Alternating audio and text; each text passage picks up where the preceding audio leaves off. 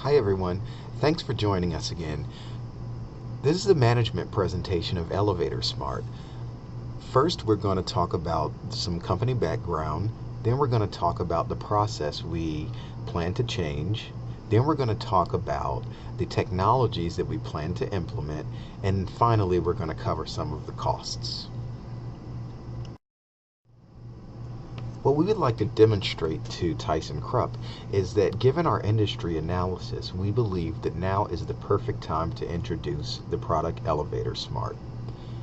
Looking at the bar graph at the top of the page, we can see that construction spending has reached almost $1 trillion, and that's expected to rise in the coming years.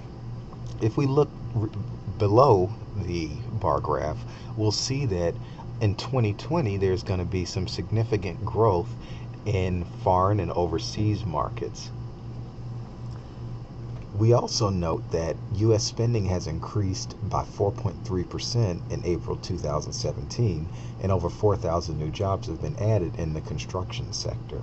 We believe that this means that the market that we're serving is well prepared to accept a product like ElevatorSMART. So as of now, ThyssenKrupp services around 1.2 million elevators worldwide. What our product ElevatorSMART aims to do is to add to the suite of existing products that ThyssenKrupp currently offers. If you look down at the bottom left bar diagram, you'll see that ThyssenKrupp is fifth of the 5 leading elevator makers, and these are in revenues of US $1 billion. Otis Elevator has recently decided to inject IoT in some of their elevator systems. To our knowledge, the rest of the elevator manufacturers have yet to done so, so we think this is a great opportunity for ThyssenKrupp to gain some market share. The reason we chose this product is because there's already an existing partnership with Microsoft, and the back-end technology that we plan to use will also rely on Microsoft's Azure web services.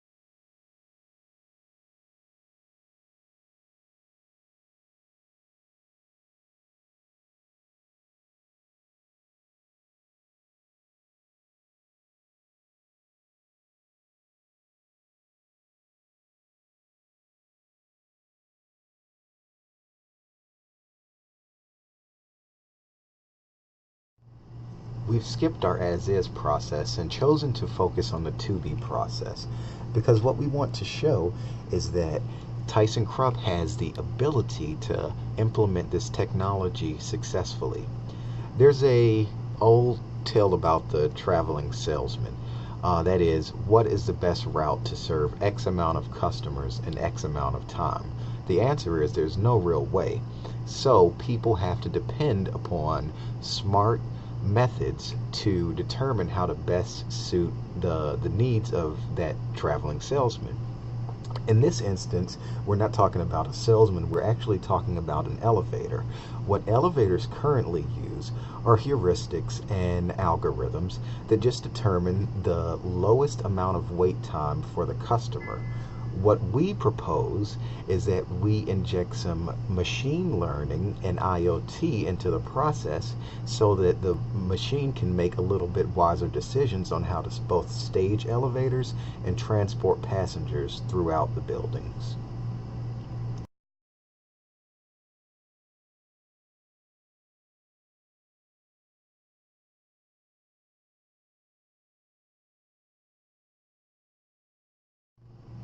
In addition to retrofitting older buildings and buildings with new construction, What this project aims to do is inject IoT into the call selection process for elevators. If you look at our cell phone mock-ups, you'll see that you can select a location from the app. You can tell it you're at work, which is the top button. Past that, you can say that you want to go to floor 21, and then the smart app will tell you to proceed to elevator C.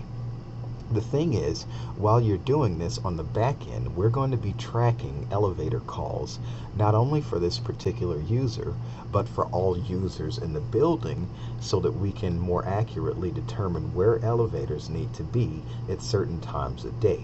That means that during the morning rush hour, elevators, for instance, may be stationed down on the lower grounds, whereas during lunchtime rush hour, elevators may be automatically moved up to higher floors to service those that are going to be moving down. The theory behind this is that by placing elevators strategically throughout the building, we're going to both reduce wait time and make the elevator smart. Since ThyssenKrupp currently uses Microsoft Azure services to provide predictive maintenance, we believe this gives us the perfect opportunity for ElevatorSMART to be successful. Because there are already business relationships developed, we think that this could help us with pricing on the products and pricing for the solution. So there are three main costs that we're going to be looking at. So we have storage costs, we have software costs, and then human capital or HR costs. Out of these three, we're going to find that human capital costs are going to prove to be the largest for a warehouse. Right now, we're focusing on storage costs. For a mid-sized warehouse, one would guesstimate that it's around $12,000 a year.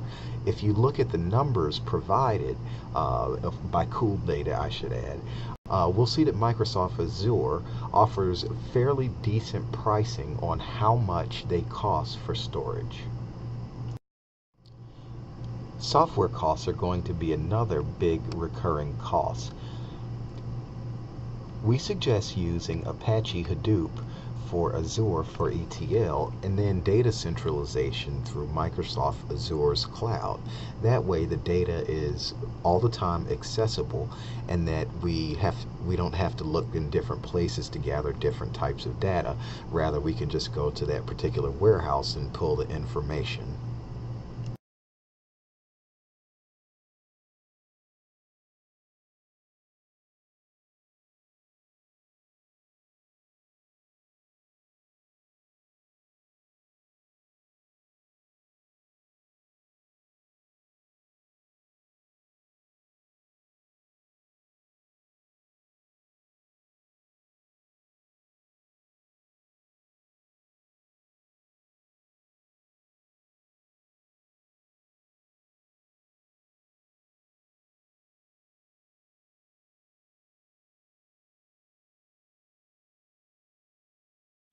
By far, the largest expense incurred is going to be the human capital costs.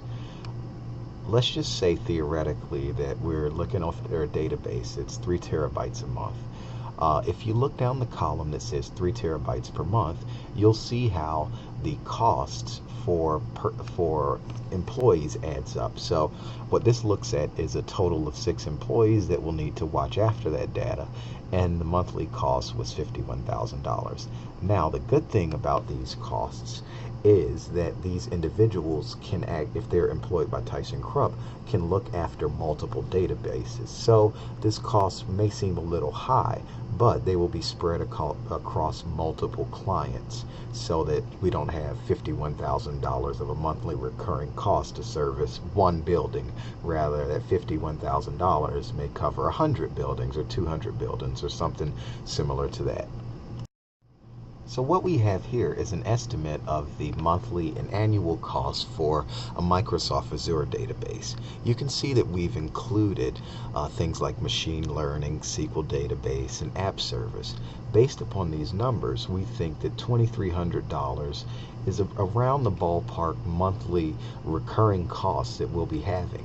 What we plan on doing is taking that cost and then charging it across swaths of customers so that that $2,300 does not actually cost $2,300 per customer per month. Otherwise, this is probably an unsound business decision. So what we're looking here is our most likely scenario. Over the course of the next 3 slides, we're going to be looking at our most likely scenario, a pessimistic scenario, and then an optimistic scenario. We chose to present the most likely scenario because we believe this is what ElevatorSMART will do for a hypothetical 10 companies. If you look over at the top right, you'll see that we have fixed costs of 17.5, annual recurring costs of 103.230, and then we have initial fixed cost revenue at 56,250. The annual cost revenue, and then you're going to have to look down at the bottom left, this is a culmination of the numbers there. So what we've found is that we're going to have a net profit in the first year of 295,000, and then in subsequent years 256,000. The IRR over that period will be about 26%. Over the course of 5 years, we expect revenue to be 1.322 million, roughly. The NPV, or the net present value, is 1.282 million. I'm sorry, yeah, 1.282 million.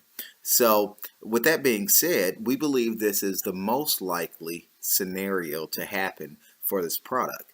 And keep this in mind, this is only for a possible 10 firms, because what we're looking at is the integration of the technology over the course of 10 hypothetical firms that choose to adopt this technology, but we know there will be more.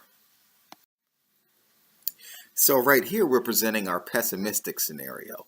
The pessimistic scenario presents an IRR of 23%. Now that's only 3 percentage points less than the first scenario, which was our most likely scenario. So even at a pessimistic state, we know that the product will be profitable. We expect total profit over 5 years for 10 hypothetical companies to be 1.245 million, and then with an NPV that's going to be 1.206 million. So with that being said, the product will still be profitable over 10 companies. Lastly, let's take a look at what would happen if this is really adopted by other firms. So we assumed an IRR of 28%, which is really good for this type of product. We assumed the net profit would be 1.4 million, and then the NPV would probably be around 1.35 million. This is, again, over a hypothetical 10 companies. This is if the product is really adapted well and customers actually use this, and there's no detriments to the net present value. So with that being said, we think that ElevatorSMART is an excellent investment for ThyssenKrupp because in any scenario, there is profitability. The point that we want to drive home is that we believe that ThyssenKrupp's ElevatorSMART will need to be marketed well, and it will need to be marketed to new firms so that they are encouraged to adopt this. We believe that by working with partners that we currently have, like Microsoft, we can reduce overhead, and we can also increase profitability. Although we haven't addressed that here, these are all variables that can be adjusted. So with that being said, we think that ThyssenKrupp ElevatorSMART is the way to go, and it's the way to go for the future because Otis Elevator has already adopted a similar technology. So to gain that market share that we're talking about, what we're going to have to do is we're going to have to get into IoT, and we're going to have to make the investments that allow us as a firm to grow.